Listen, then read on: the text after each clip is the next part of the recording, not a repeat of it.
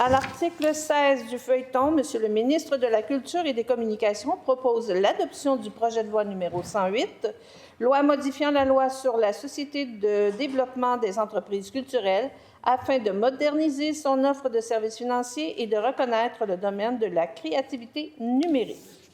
Monsieur le ministre, la parole est à vous. Merci beaucoup, Madame la Présidente. Je suis très heureux d'arriver aujourd'hui à cette toute dernière étape du cheminement du projet de loi 108 visant à modifier la loi sur la Société de développement des entreprises culturelles afin de moderniser son offre de services financiers et de reconnaître le domaine de la créativité numérique. Avant d'entrer dans le cœur des changements proposés par le projet de loi, j'aimerais prendre un instant, Madame la Présidente, pour rappeler brièvement son parcours. J'ai déposé cette pièce législative le 28 mai 2025 et cet automne, soit les 11 et 12 novembre, des consultations particulières ont été menées par la Commission de la culture et de l'éducation. Lors de ces consultations, j'ai eu l'occasion d'entendre des représentants et des représentantes de 8 organismes, en plus des mémoires et des autres documents que nous avons reçus. Je tiens d'ailleurs à les remercier pour leur précieuse participation. L'adoption du principe a eu lieu le 25 novembre, avant l'étude détaillée qui s'est déroulée le 2 décembre. Le rapport de la Commission a quant à lui été pris en considération ce mardi, le 9 décembre. Permettez-moi également de prendre le temps de remercier mes collègues du gouvernement et des partis d'opposition pour leur grande collaboration, encore une fois, à chacune des étapes. Et tout particulièrement, je veux remercier le personnel du ministère de la Culture et des Communications, ainsi que les équipes de la SODEC, particulièrement Louise Lantagne, la PDG, mais aussi Sophie Labesse et Sophie Lisée. Ils ont travaillé sur ce projet de loi avec rigueur et surtout avec beaucoup de passion. Et je sais qu'ils partagent avec moi l'immense fierté d'en arriver à cette étape aujourd'hui. Merci aussi à mon équipe qui est avec nous aujourd'hui dans les tribunes. En premier lieu, à Sabrina Leroux, qui a été ma conseillère politique, qui a été au cœur de la rédaction aussi de ce projet de loi, qui a travaillé très fort avec toute la rigueur qu'on lui connaît, que mon équipe lui connaît. Donc, merci beaucoup, Sabrina, pour tout ce travail.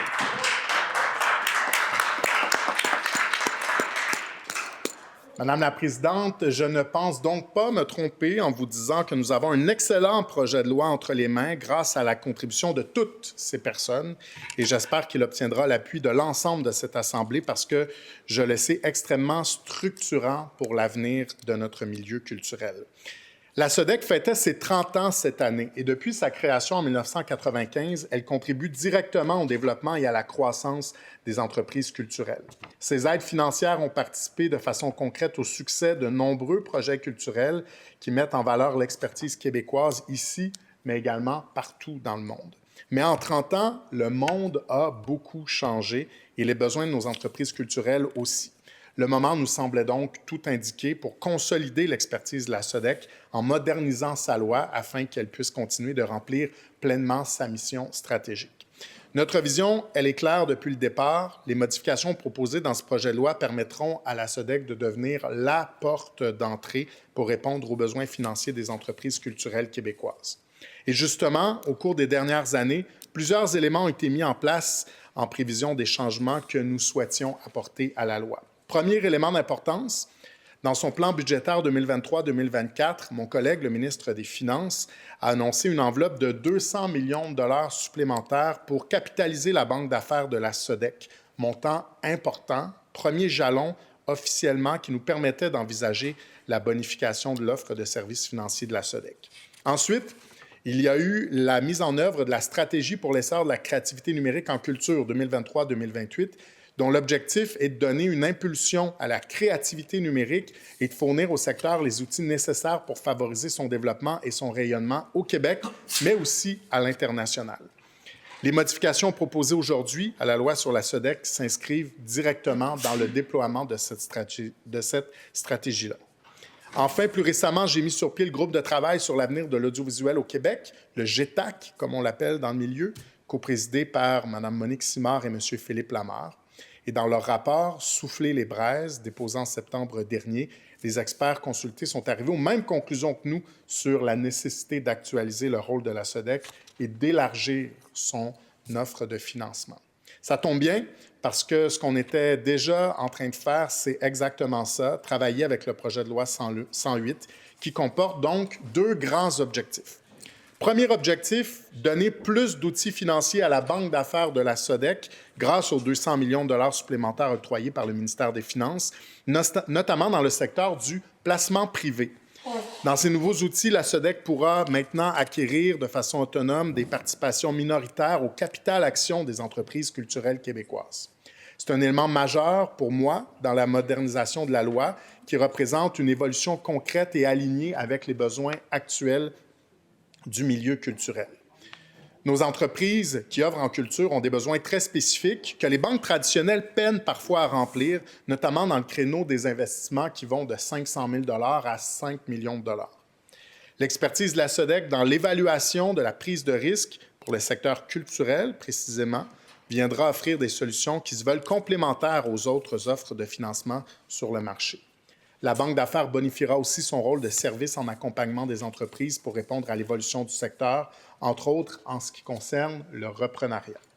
Deuxième objectif, c'est celui de reconnaître la créativité numérique comme domaine d'activité à part entière dans la mission de la SODEC, aux côtés de ceux qui sont déjà couverts comme le livre et l'édition, l'audiovisuel ou les métiers d'art et marchés de l'art, par exemple. Pour moi, ça va de soi, étant donné que ce secteur regorge de possibilités de développement et de rayonnement de la culture québécoise au Québec, mais encore une fois, beaucoup sur la scène internationale. C'est un domaine où nous avons une renommée de chef de file, mais où la concurrence mondiale est aussi de plus en plus forte. C'est donc essentiel de donner au secteur tous les moyens et tous les outils nécessaires pour l'aider à continuer de positionner le Québec comme une plaque tournante de la créativité numérique dans le monde. On a développé une expertise enviable dans ce domaine, particulièrement dans les 20 dernières années, et je souhaite ardemment que cet élan puisse se poursuivre. La reconnaissance du domaine serait aussi accompagnée de la création de nouvelles commissions au sein de la SODEC qui auraient des responsabilités et des activités comparables à celles des commissions qui existent déjà, en plus d'un siège au conseil d'administration.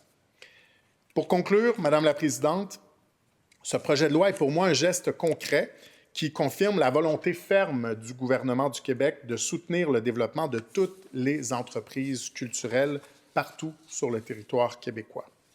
Le milieu culturel a de grandes ambitions pour l'avenir, je peux vous le confirmer, comme j'ai le bonheur de le côtoyer à tous les jours comme ministre, et je partage cette ambition. Je crois sincèrement que la modernisation de la loi de la SODEC que nous proposons saura être un levier structurant pour que ces ambitions puissent devenir réalité, parce que quand nos entreprises culturelles rayonnent, c'est tout le Québec qui gagne.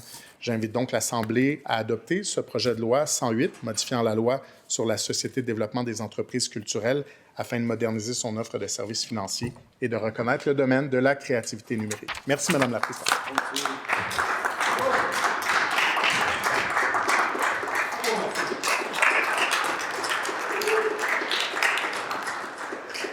Merci, Monsieur le ministre.